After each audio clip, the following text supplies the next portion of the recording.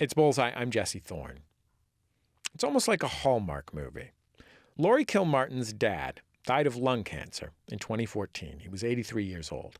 When he got the diagnosis, Laurie took time off from her job writing for Conan O'Brien. She flew up to visit as often as she could. And to deal with all the stress and the grief, she started tweeting about everything: sad moments, angry moments, funny moments. The tweets turned into jokes that she tried out on stage, and then the jokes turned into an entire show. 45 jokes about my dead dad. We talked early last year, and since then, Laurie's gone on to release the show as an album that's available now. She also just wrote a book. It's called Dead People Suck, a guide for survivors of the newly departed. It's out now. Here's a little bit from the beginning of 45 jokes about my dead dad. Knock, knock. Not my dad, he's dead. That's the first joke, guys. 44 more to go. And then we're all going to get the massage of a lifetime. I organized a Groupon for everybody here. It's gonna be pretty awesome. No, my dad died in March, so I feel like of the Kubler-Ross 5 stages, I've been through 3: denial, anger, Twitter. This might be 4, the stand-up special. And then 5 is finding distribution. That's an LA audience. You know exactly what the stages of death and dying are. Laurie Kilmartin, welcome to Bullseye. Great to see you. Thanks for having me. So congratulations on finding distribution. Thank you. The final stage of death. First and foremost. is I'm on CISO. I guess maybe just tell me what kind of guy your dad was. Wow. He was a great guy. I mean, he's the guy that would pull over and help anybody if they were stranded. He loved dogs. You can't go wrong with someone who loves dogs. He walked a dog for 50 years, an hour a day.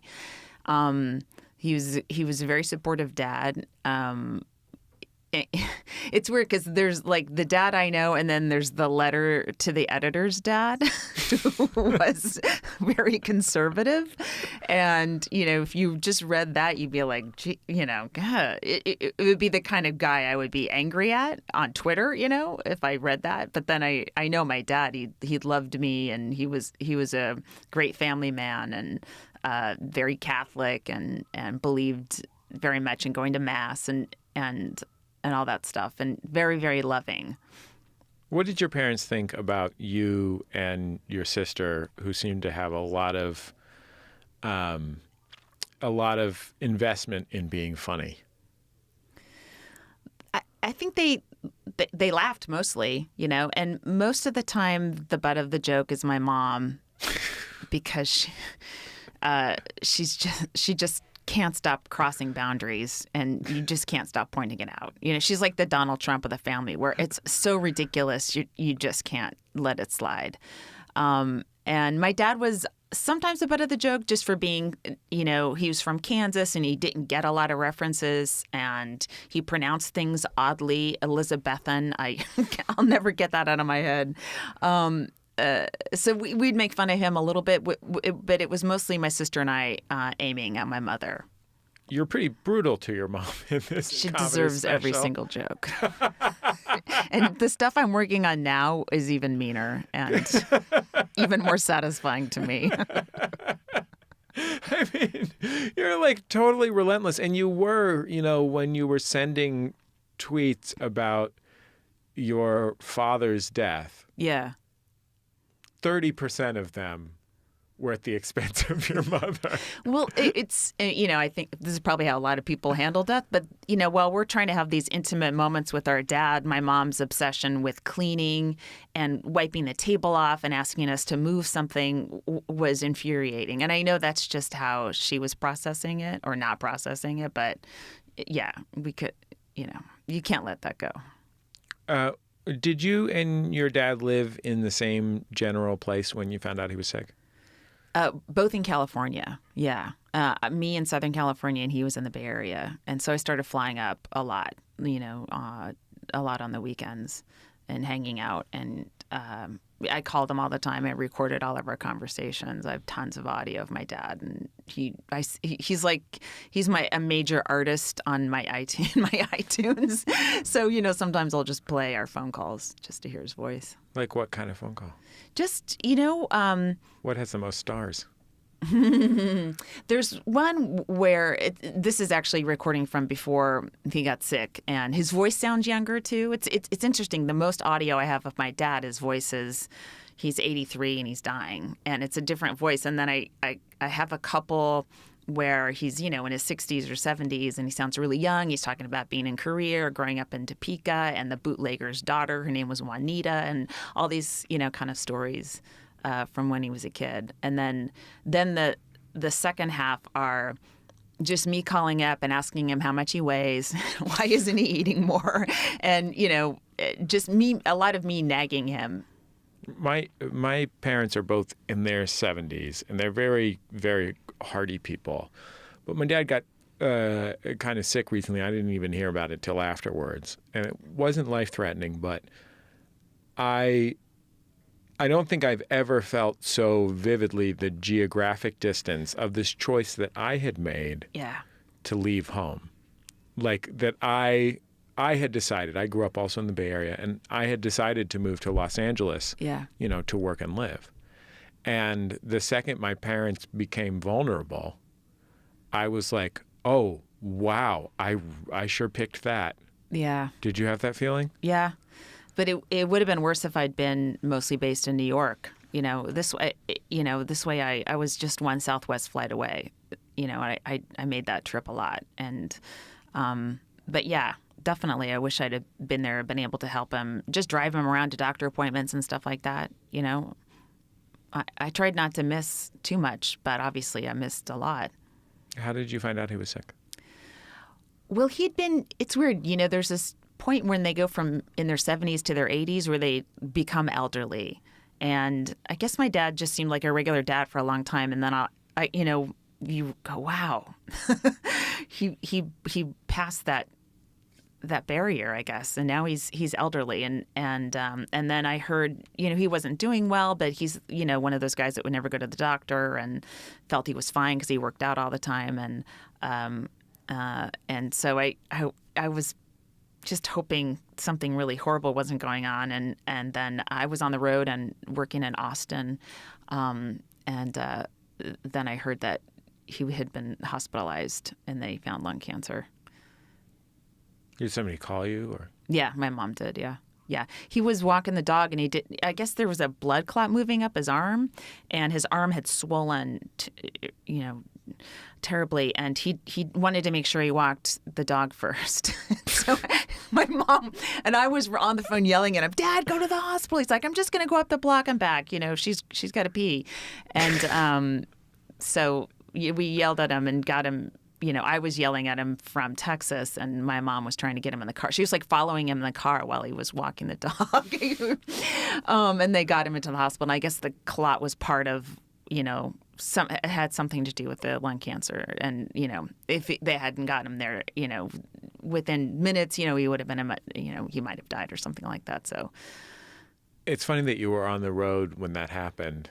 I think for a lot of comics, there's literally nothing that will stand between them and their obligation to perform road dates. Yeah. Like I know comics who've gone on stage with like pneumonia or whatever. Oh yeah.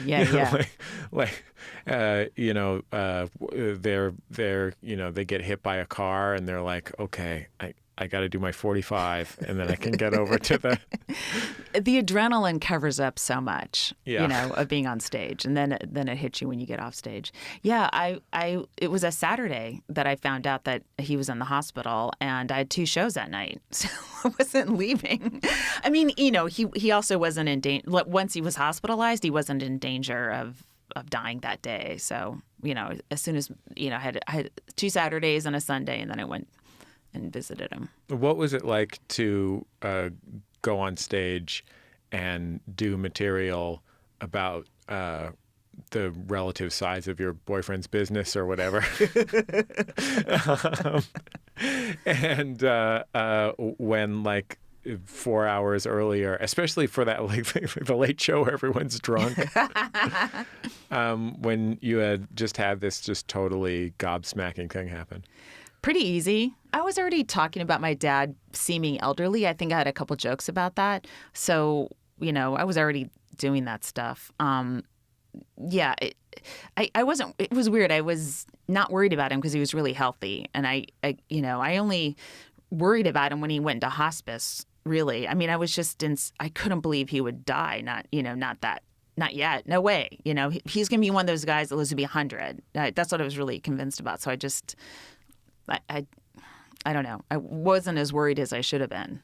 I followed your Twitter for a long time before you started tweeting about your father's sickness. And, your career, besides as a stand-up comic, is as a joke writer for the Conan O'Brien show. Mm-hmm. You write monologue jokes. And I wonder if it was a choice to write these jokes that were about, right at the beginning, was it a choice to write these jokes that were about something so personal and so intense, or was it just something that happened and then started building?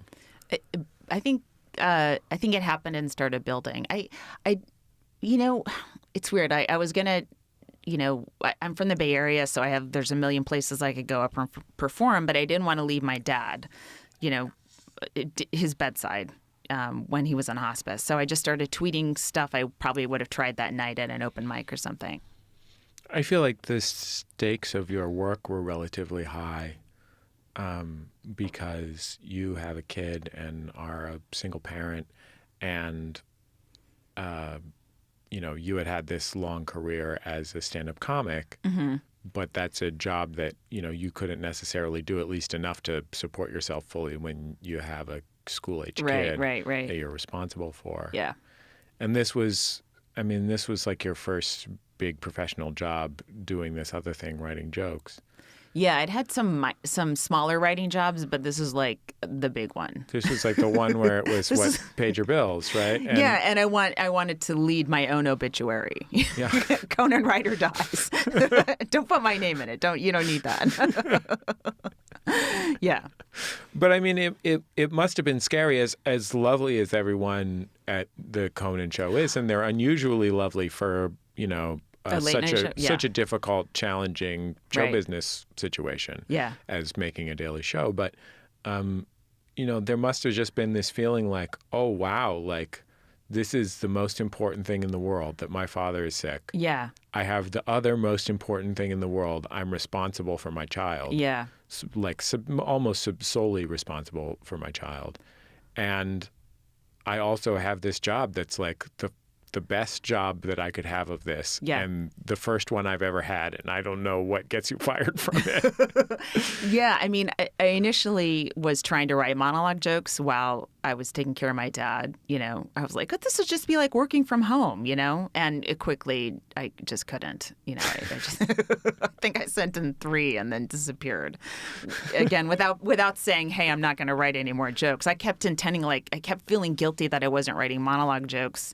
And then as my dad got closer and closer to death, I just said, be here 100% and don't feel guilty about it. And everyone seems to be surviving okay. Other people are writing Chris Christie jokes. You're good. Kylie's got me covered. The other writers, they're good. And also I didn't know, the hospice nurse came by and she said he could be like this for 6 weeks. And I was like, my sister has a job too. And we're both like, oh my God, we can't be gone for 6 weeks, And then we joked that my dad, may have heard us and quickly died because he didn't believe in vacations either. So, but yeah, that was terrifying too, the whole thing. Let's hear some more comedy from my guest, Laurie Kilmartin, and her new special, which is called 45 Jokes About My Dead Dad. So in this clip, she's talking about what it's like to buy a birthday gift for your dad when his death is imminent. Let's listen. My dad turned 83 when he was dying. That was a very strange birthday. We knew it was his last birthday. And it was odd. It was like, I didn't know what to get my dad. Do I get him something he wants or something I want to inherit in what would seem to be weeks? I got him an iPad.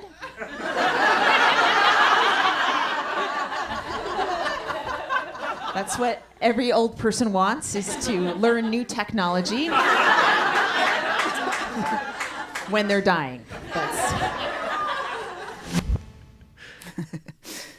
One of the things that I like about the special is that you talk a little bit about how different it was to spend time with your dad when he was sick. Yeah. It was awesome because he was a very busy guy, and he's a guy that had books all over the place, and he was always trying to learn something, and he always felt like he was a little bit behind. So he constantly had that rushing energy, and he stopped. He just stopped. I mean, he physically couldn't, and I think he after a while he knew this was it, and he just hung out, and he would be awake and then unconscious or asleep and then awake. And when he was awake, we just would sit with him. We'd play Linda Ronstadt and just talk about things. And he would, at some point he couldn't speak, so all he could do was listen. And that was just kind of like very magical, And he also, I think he had a tendency, like I always remember my dad's eyes darting, like he was just on to the next thing in his head all the time. And when he was in hospice, he was so peaceful, and he just would look at me for like a minute straight, which is the most intense eye contact I ever had with him. And I loved it. I loved it. What didn't you expect about your father being sick and dying? Well, I didn't expect him to die, and I thought he could beat it.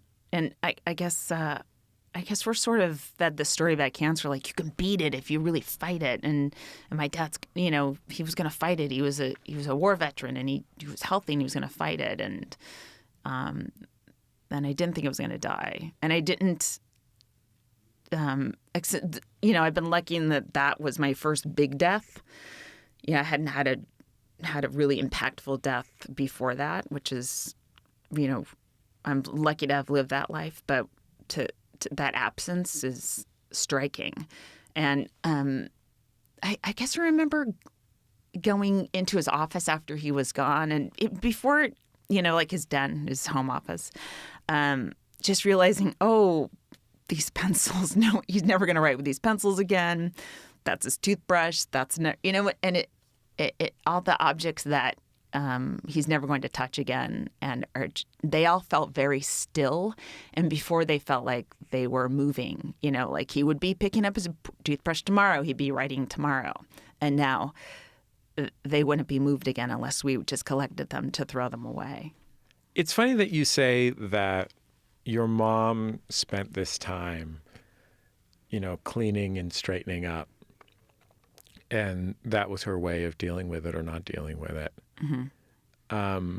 Because in a way, you also took this incredible emotional challenge and put it into the game that you knew best, Yeah, my version of compulsive cleaning. Yeah. Writing jokes. Yeah.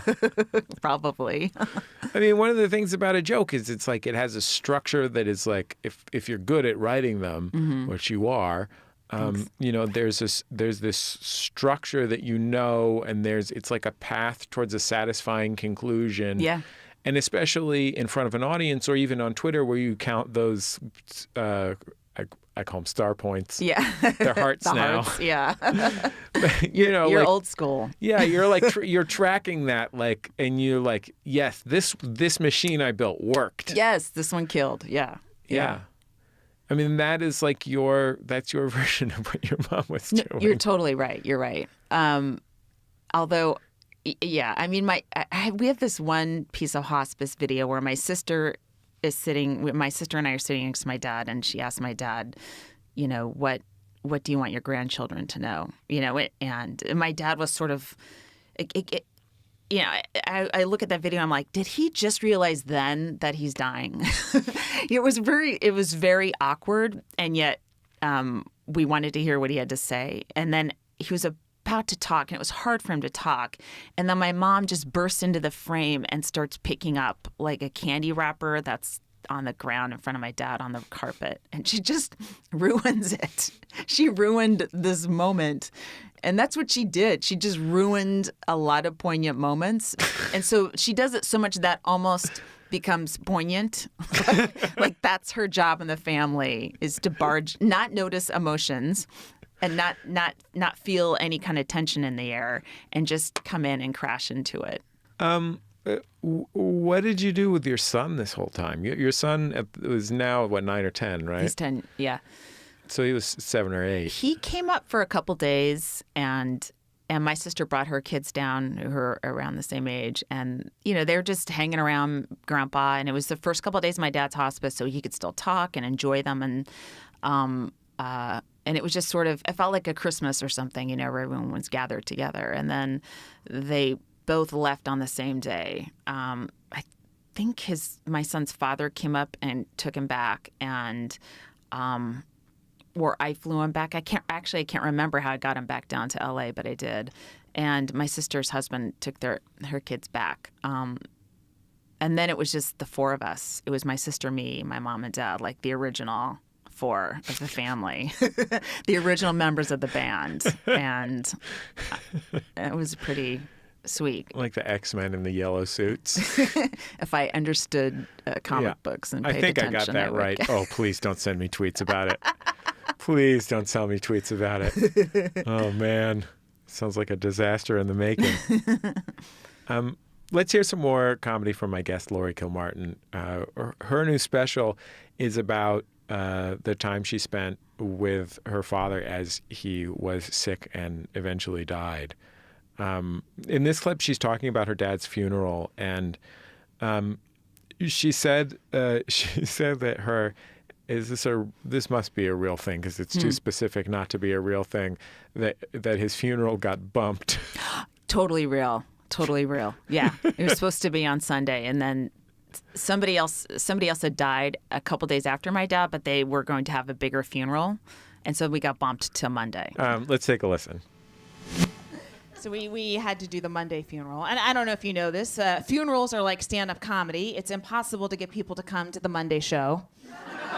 I had to stand outside the church and bark mourners in. I was like, free funeral. The eulogizer has been on Conan. So come on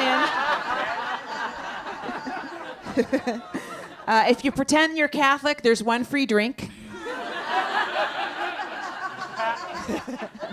We packed the house. When did you start doing jokes on stage about this? I started before he died. Again, thinking, that sort of magical thinking of if you talk about it, it won't happen. So I started talking about it beforehand. And then afterwards, immediately, it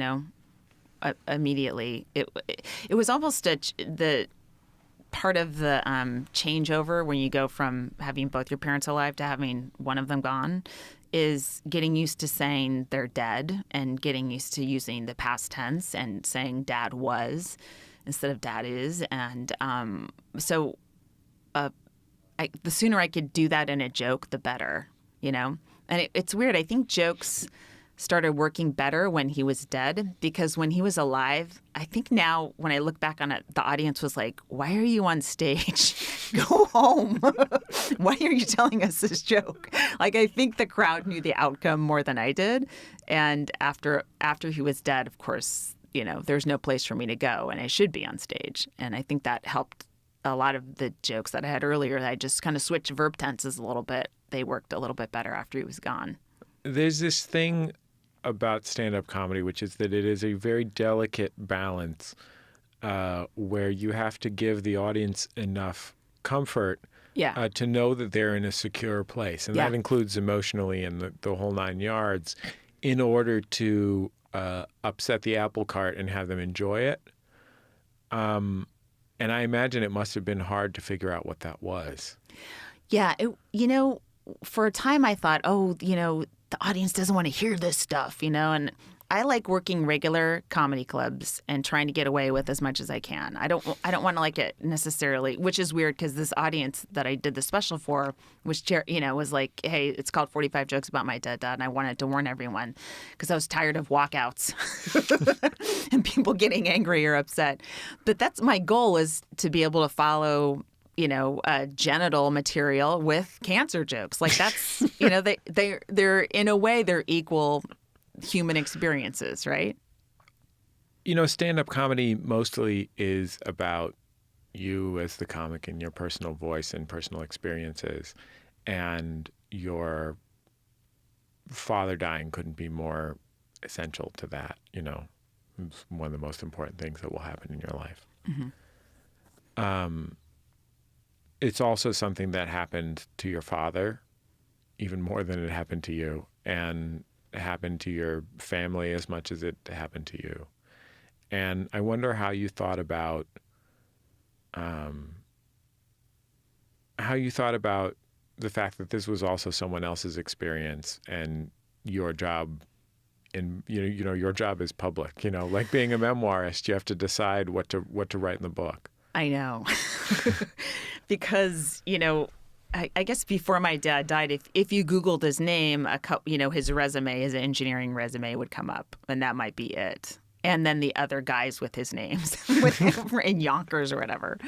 And now it's, his daughter tweeted it. She's a comedian. It's all about me and how I treated his death like that, and he never wanted to be famous or anything. So he wouldn't care. He wasn't Googling his name. It was not of interest to him. But yeah, it does bother me that, or the only picture that shows up is him when he's dying, But on the other hand, he's gone, and now I'm left with this all these emotions, and this is how I deal with it. And now it's mine, I know some people who are in the public eye, not very many, who never Google themselves and don't pay attention to what other people say and genuinely just follow their muse to the stars. Yeah. And all that stuff. I know I'm not one of those people. God bless them. I admire them. And I know from having read how you felt about being on the network TV show Last Comic Standing, that you're probably not one of those people. That I don't like to follow what people say about me? Yeah, well, that you are sensitive to it. Yes, I am. I don't mean to say extraordinarily, because most people are, but less so now. But when I was I'll never forget this comment where someone just said, "I don't like the shape of her face."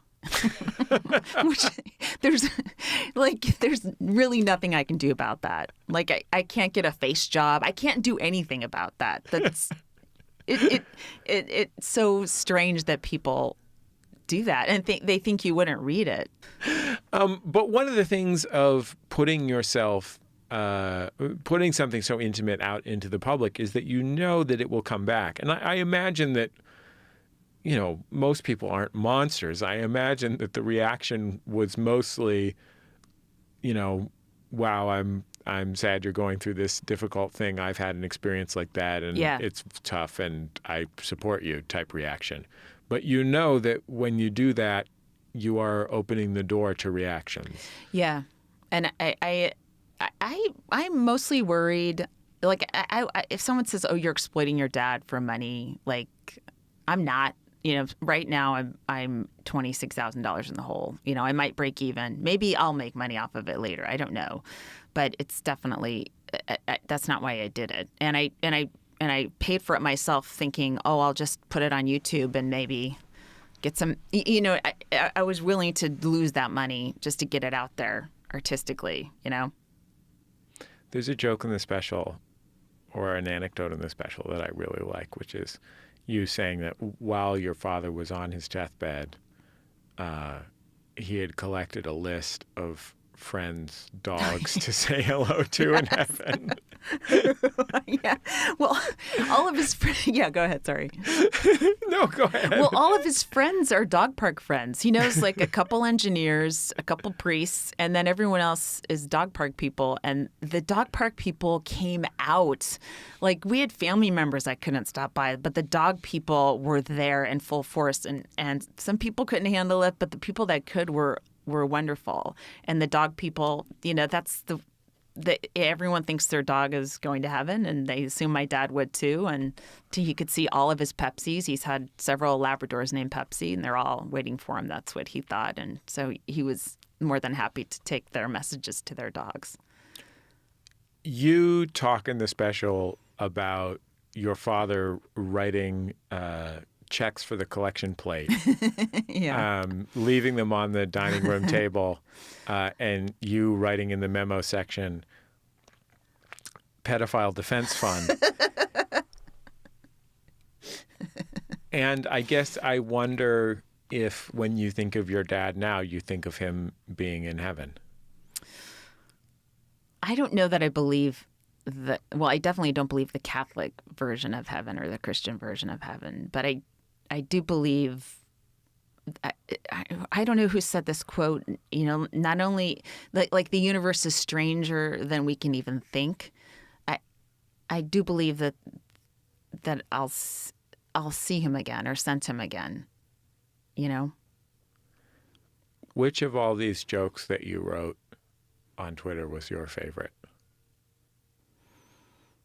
I guess the one I still tell is where my son was 7, and he said, my dad had lung cancer, and my son said, "How did Grandpa get lung cancer?" And I said, "Well, he quit a long, long time ago, but for many, many years, Grandpa played Minecraft."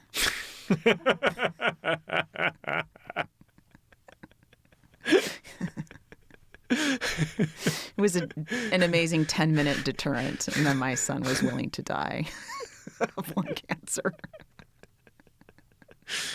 Laurie Kilmartin, I'm so grateful to see you again. So grateful for this great, hilarious special. Thank you so much.